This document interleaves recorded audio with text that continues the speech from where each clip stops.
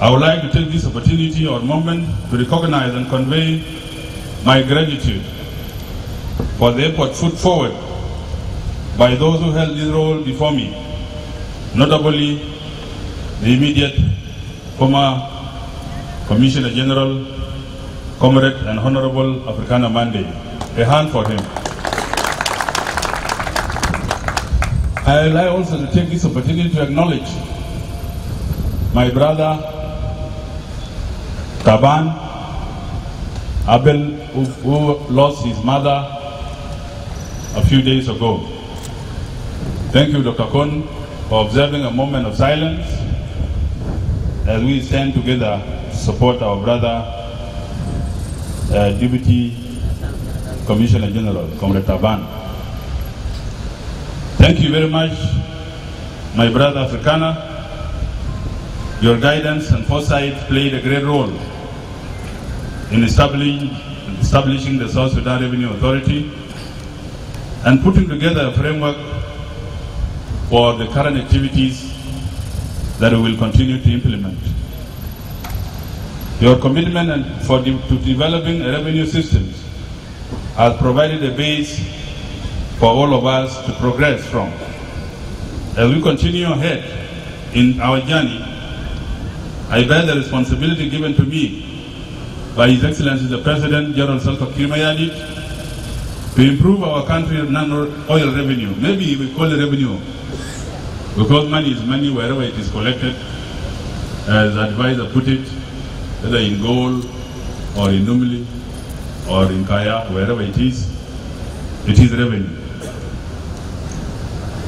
Putting together all this to collect revenue that will be able to finance our budget.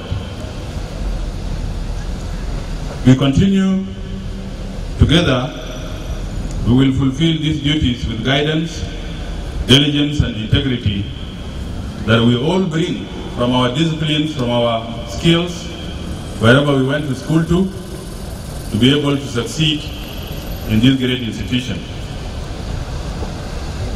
I was reminded earlier by our Commissioner of Domestic Tax on the need to look after our staff. This is a responsibility that we all need to work for, so that our staff, who are actually the tax collectors, will bring us money where they are comfortable. It is important to answer that we will sit down with the management and the entire institution to see why was it not done? What were the challenges? And what can we do now to be able to forge a way forward in achieving that objective? That's put together with the issues of acting for a very long time. I am informed by Dr. Kon that interviews for about 15 positions have just been concluded. And therefore, we will wait for the report.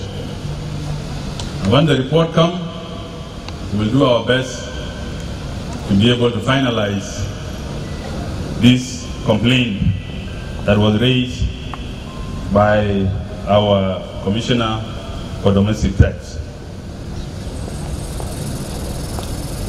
Honorable Deputy Commissioner Africana Mande did a good job to achieve certain targets under the leadership of our President, and we will continue to pick from where we left, be able to achieve what we are meant for here.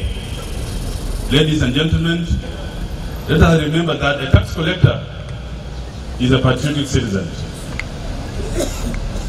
If you are the one who collects money and you put it into the account of the government or that bank that is normally Dr. Ali just told us, and you don't put it in your mouth, then you are patriotic.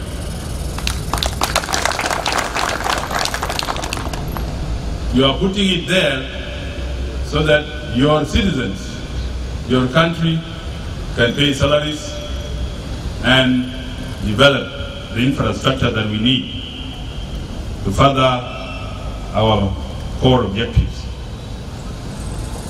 Their contributions as tax collectors are important for the growth and stability of our nation, and it is a duty to manage and facilitate a fair and equitable tax system. We need to establish connections with them, as it is vital for encouraging compliance, improving our revenue collections. We have to offer assistance to our taxpayers. These people that pay taxes have been paying taxes since 2006. Yesterday, when I went to my office on Sunday, I recall all the files that have been paying taxes with, and they are 7, full. I am from the private sector. I have dealt with some of you. I know the tricks.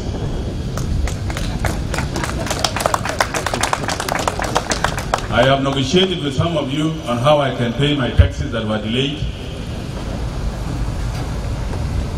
And I appreciate that zeal to push our private sector. But we also have to take care of the payer.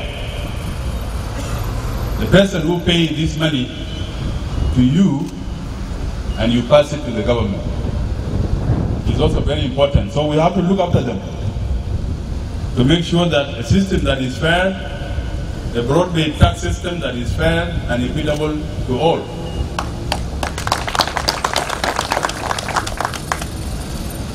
We need to establish connections with them, as it is vital for encouraging compliance, improving our revenue collections, and all that I have just mentioned. Honorable Deputy Minister, I would like to acknowledge the incredible efforts of all the sub-members of South Sudan Revenue Authority. Your dedication and professionalism in handling revenue collection matters in our country, and I do appreciate all those revenues, the 61 billion that you collected in the month of October, if I'm not wrong. This is the biggest number or the largest amount of money that you have collected since you established this institution. When this institution was being established, Honorable Minister, I came here with General Modi when it was still a land. And that was the time we were doing advocacy as Chamber of Commerce for the establishment of the revenue of a unified revenue authority.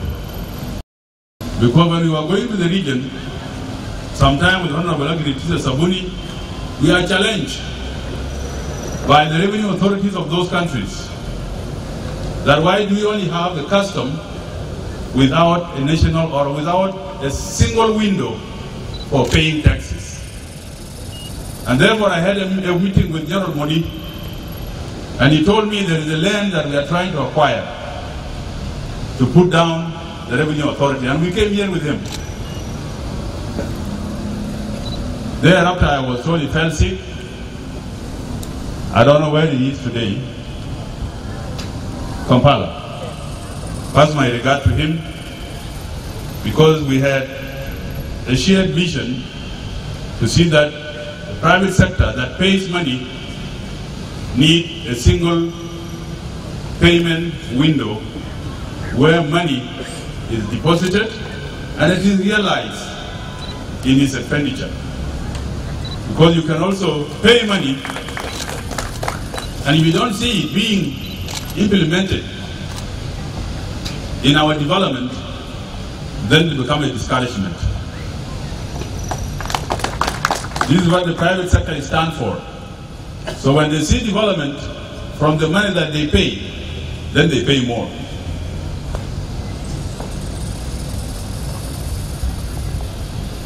Looking ahead, ladies and gentlemen, I would like to highlight the new financial bill that is made by our partners, the Minister of Finance and Planning, We are looking forward, the moment it is ascended into law, it is our shared responsibility to be able to implement, collect revenue so that at least our government can pay salaries.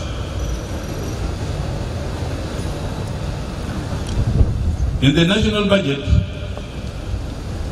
we are tasked. We are given a target of 1.1 trillion, which is about a quarter of the national budget of 4.2 trillion. Our responsibilities are significant and challenging. In order to achieve this objective, we need to strive towards collecting more than 90 billion SSP a month for us to meet a target of 1.1 billion.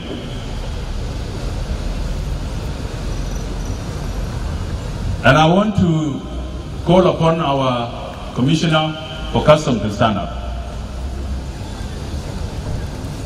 Commissioner for Customs, our Commissioner for Domestic, who was speaking here before, right there, and our Station Manager in Numile, stand up. Not only of them, you sit down there, but you're standing where you are, where you're seated. We need 90 billion at the moment.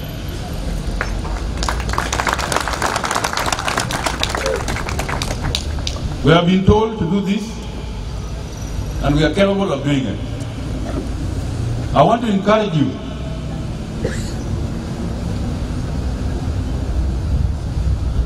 that our martyrs fought for South Sudan, and therefore,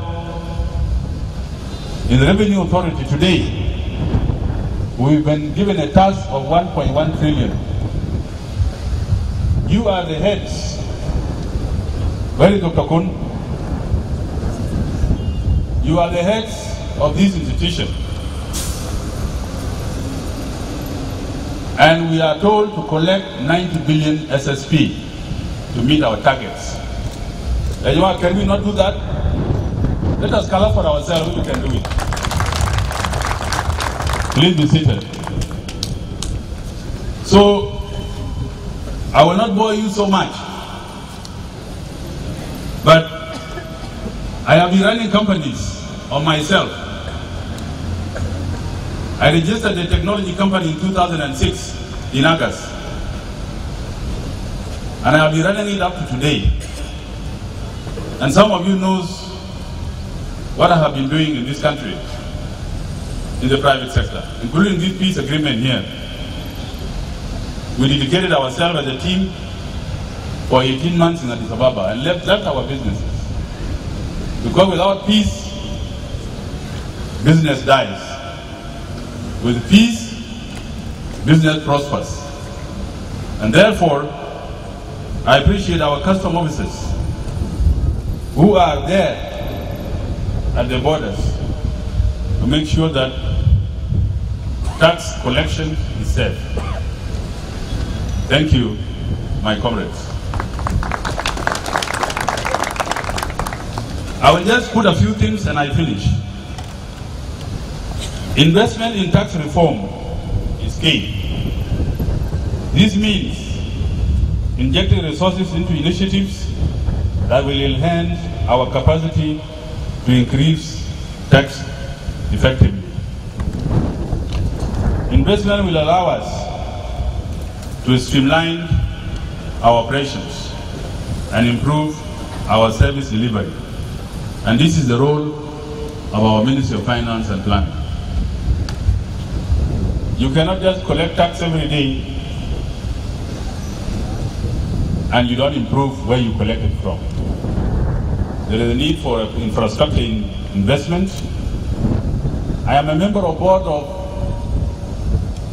NCA, and we have been working to put together with the Ministry of Finance the revenue assurance systems.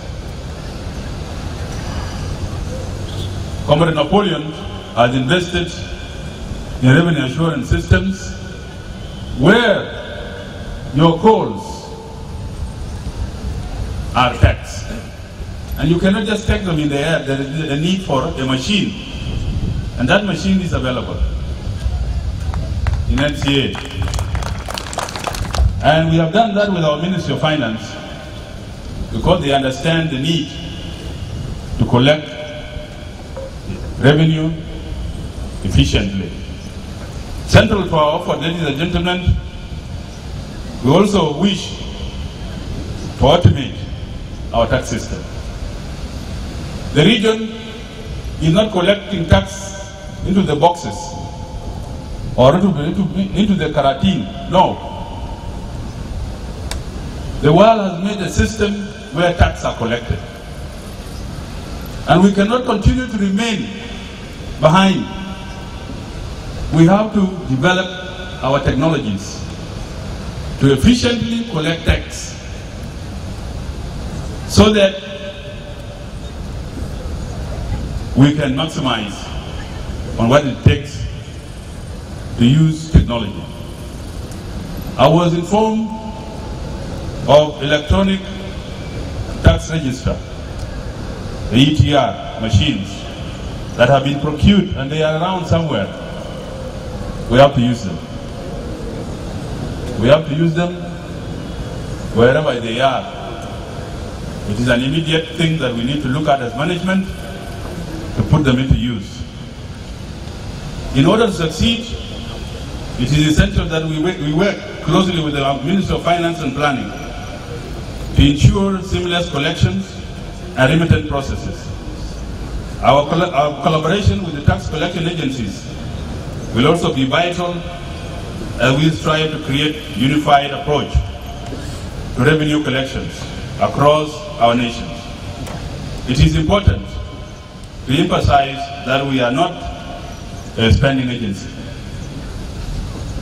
Dr. Kone has mentioned this before here. I want to announce it very clearly, Jama. We are not a spending agency. So don't come to us. You go to Ministry of Finance.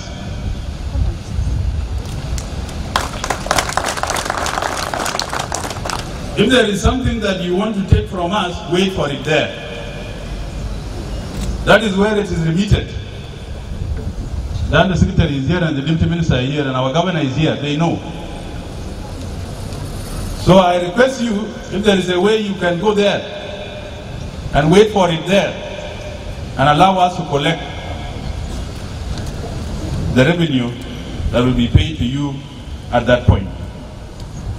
Work together with our partners and stakeholders from around the country, region and the world is crucial. Their skills and experience will incredibly be helpful as we strive to put in place methods of generating and handling revenues. I urge all of you to continue to participate in collaborations with these partners and make the most of their insights. Ladies and gentlemen, as I conclude, the task before us is significant. And I am confident that with the strategic investment in tax reforms, automation of our tax systems, broadening the tax base, and collaboration with the stakeholders, we can meet and exceed our revenue goals. Together, let us commit to these principles and work diligently to ensure that the South Sudan Revenue Authority fulfills its vital roles and mandate in the nation's economic growth by fostering the culture of compliance, enhancing our systems, and embracing innovations. We can build a robust revenue collection systems that not only meet our targets, but also support the development of South Sudan. Dear colleagues, ladies and gentlemen, we can only do this if we cooperate in revenue collection and if we develop a shared vision that will help our country. I thank you.